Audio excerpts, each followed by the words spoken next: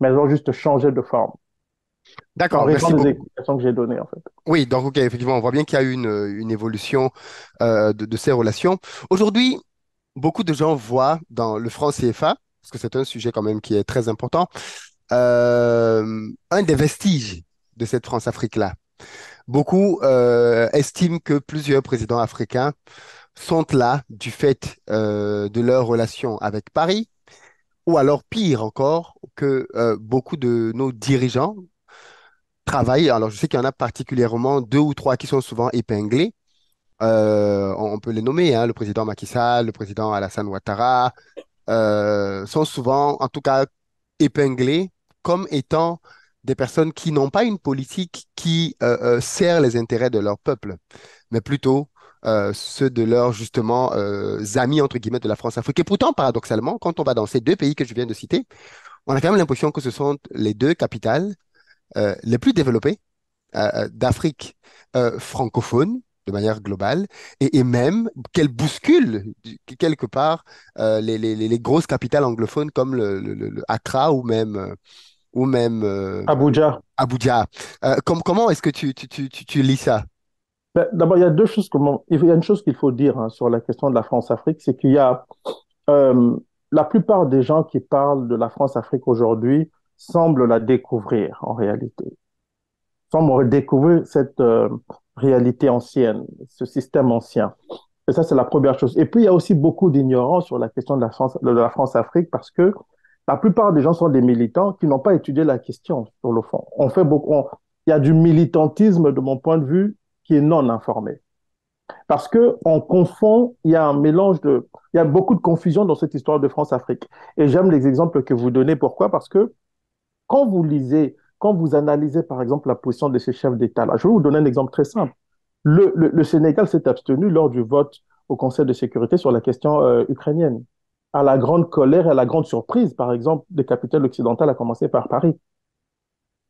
Donc, le Sénégal n'a pas suivi la position de l'Occident. Il y a beaucoup de dossiers dans lesquels on a vu des pays comme le Sénégal ou la Côte d'Ivoire ne pas nécessairement suivre l'Occident, même si les dirigeants de ces pays-là, faut-il le dire, sont assez liés à la France. Être lié à la France ne veut pas dire travailler pour les intérêts de la France.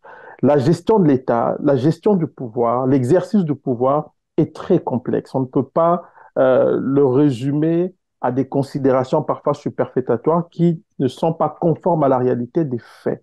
La France-Afrique aujourd'hui, de mon point de vue, est dans une situation de mort cérébrale, si on veut. Ça ne veut pas dire que ce système est complètement mort. Je dis système mort cérébrale si je compare à la France-Afrique de l'époque Focard. Parce qu'à Oui. l'époque de Focard, la France avait la main sur les États africains. Aujourd'hui, la France n'a pas la main sur les États africains. Et je peux même vous dire que certains chefs d'État africains profitent de cette situation-là pour instrumentaliser la question de la France-Afrique quand ça fait leur affaire. Et c'est la raison pour laquelle Emmanuel Macron, le président français, avait déclaré il y a 2 ans, avait demandé au chef d'État africain de, de, de, de dire ouvertement quelle est la position de leur pays par rapport à la France. Parce que les Français se sont rendus compte que les dirigeants africains instrumentalisent la question de la France-Afrique à des fins de politique intérieure.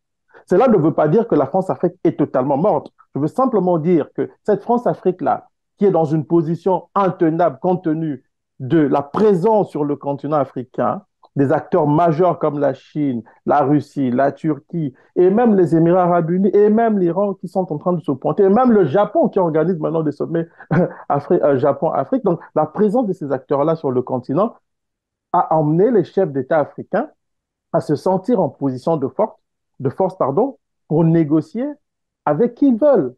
Mais compte tenu des liens historiques entre la France et ses anciennes colonies, et compte tenu de la proximité de certains chefs d'État africains avec des dirigeants français ou de certaines élites françaises, on a l'impression que ce système-là, ancien, version Focard, si on veut, je veux pour distinguer, la France-Afrique version Focard, est toujours celle qui est en place à l'époque de Macron. Ce n'est pas vrai. Les dirigeants africains instrumentalisent cela. Et d'ailleurs, ça a été expliqué par des journalistes français, cette histoire-là.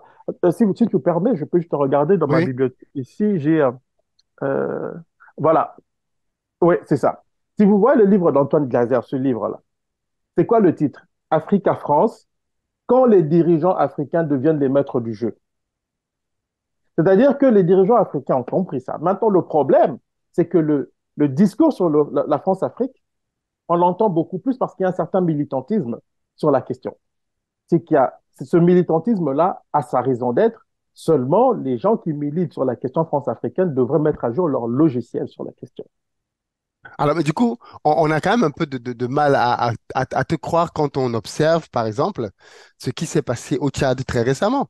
Si la France n'est plus si puissante, si elle n'a plus tant la main, comment expliquer qu'à la mort du président Idriss Déby, le président français soit venu adouber clairement le fils du président en défiant toute règle constitutionnelle au vu et au su du monde entier? Est-ce que ça, ce n'est Attention, pas aussi une marque un moyen pour la France de marquer, de montrer sa présence et de ça dire qu'elle c'est continue de diriger le game? oui, mais ce que l'exemple que tu donnes confirme tout simplement ce que je viens de dire. Je dis que la France-Afrique n'est pas morte, mais la France-Afrique version Focard n'est pas la France-Afrique de la version Macron, rien à voir. Et je veux vous le prouver à travers l'exemple que tu viens de donner. Tu as dit au Tchad, le président français est venu soutenir la passation de pouvoir assez calamiteuse de Déby père à Déby fils. Bon, l'autre a été assassiné si on veut. Macron l'a soutenu. Cela fait-il autant du Tchad une succursale de la France en Afrique, comme à l'ancien temps? Je ne crois pas. Deuxième exemple, pour rejoindre le premier et soutenir mon argument par rapport à la question de la France-Afrique. Il y a eu trois coups d'État en Afrique. Trois coups d'État en Afrique subsaharienne francophone ces dernières années. Au Burkina Faso, en Guinée et au Mali. Dans les trois cas, la France est-elle intervenue directement? Non, À l'ancien temps, est-ce que ça pouvait se faire sans que les non, grandes oreilles françaises ne soient au courant? on est d'accord, non. Or, ça, ce sont des événements majeurs, ces coups d'État. Si l'on compare à ce qui s'est passé au Tchad, où on en a assisté à l'assassinat d'un chef, à la mort d'un chef d'État et à son remplacement par son fils, avec le soutien de l'armée. Attention, ce n'est pas le soutien de la France et les politiques. Pardon, il est politique. Mais c'est d'abord l'armée qui a cautionné ça parce que vous avez un clan qui est au pouvoir au Tchad. Il ne faut pas l'oublier. Et ça, ce sont des réalités internes au continent africain. On a un clan qui est au pouvoir au Tchad et le clan essaie de préserver ce pouvoir-là et la France vient malhabilement soutenir cette bêtise-là ou cette histoire-là. C'est ça qu'il faut comprendre. C'est la raison pour laquelle, quand on analyse ce genre d'événements, il faut avoir une certaine distance. Les gens ont une vision manichéenne des relations internationales et de la gestion du pouvoir. La gestion du pouvoir est très complexe. Et même les gens, vous allez m'excuser, mais les gens souvent qui parlent de la France-Afrique, qui dénoncent, je vous jure que certains d'entre eux ne seront même pas capables de diriger un quartier dans un pays africain. Parce que la gestion du pouvoir n'est pas un jeu. Je ne le dis pas pour attaquer les gens. Je veux que les Africains, surtout la jeunesse africaine, certaines jeunesses africaines, puissent comprendre les réalités du pouvoir, comprendre les règles du jeu international pour mieux se positionner.